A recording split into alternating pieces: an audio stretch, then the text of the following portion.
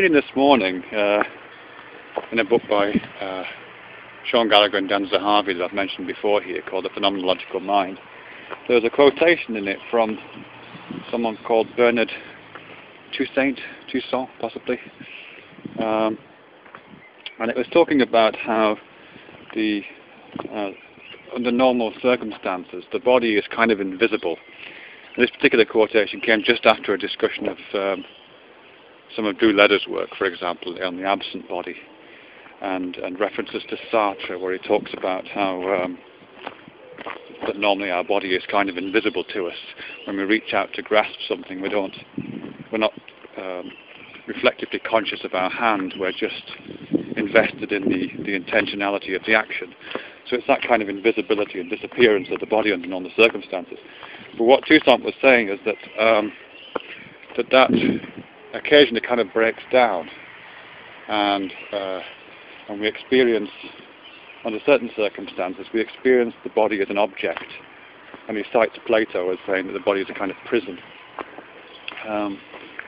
And when we meet the body as an object, kind of in the way of our intentions, it's at that moment that body-mind dualities kind of arise. At least that's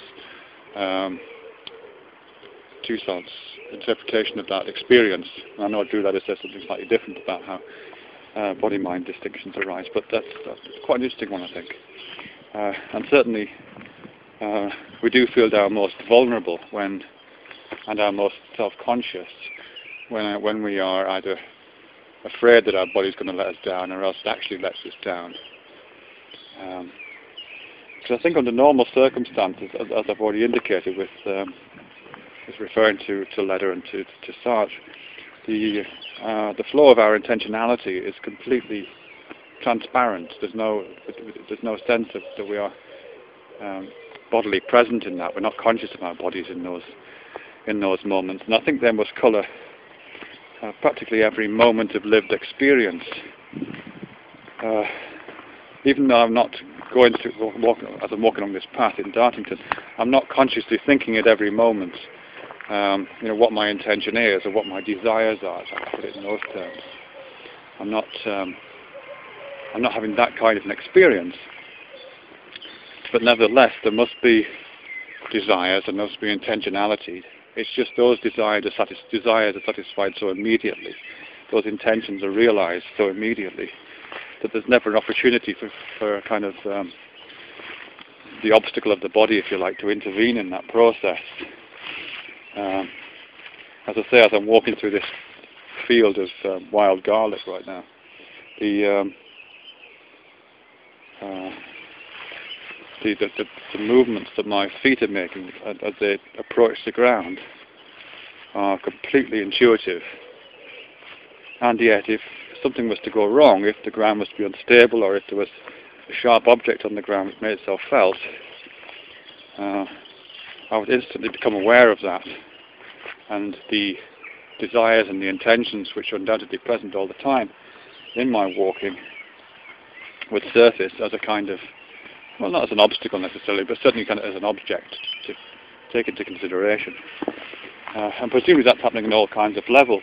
All the time I'm looking around here, or I'm looking at the ground, or my eyes are flickering around in their natural saccading processes.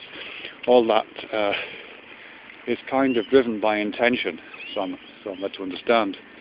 Even though I'm not consciously thinking, oh, there's something over there which has attracted my attention, but I make this muscular effort to shift myself over there.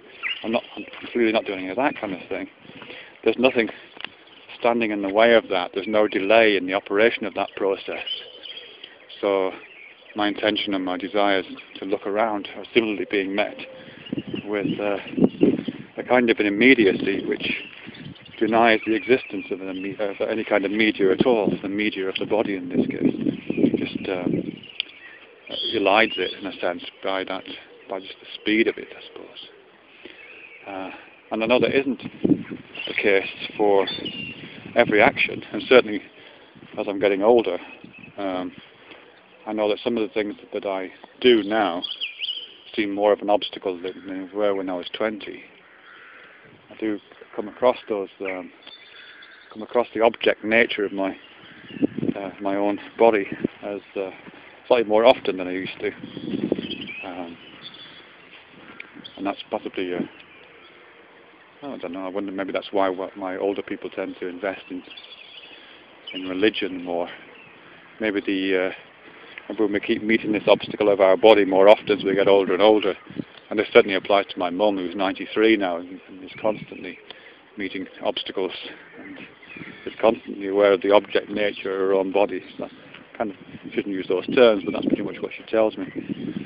I think in that situation we must be confronted with that kind of dualism of intention and possibility constantly. And I suppose if you are confronted with that, it's very easy to adopt a kind of religious or spiritual or kind of metaphysical narrative in which to place that duality.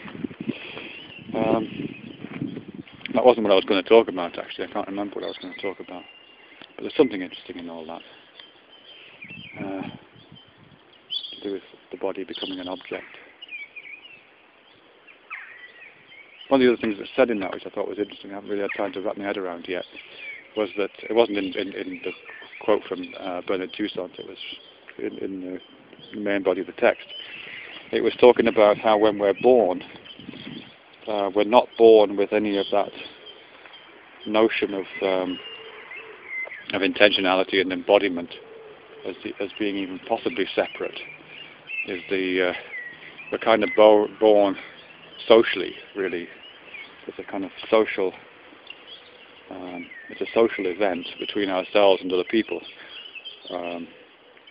in which we become manifest. And it's only latterly that our intentionality and our embodiment become conceptually meaningful, and initially, presumably, conceptually welded together.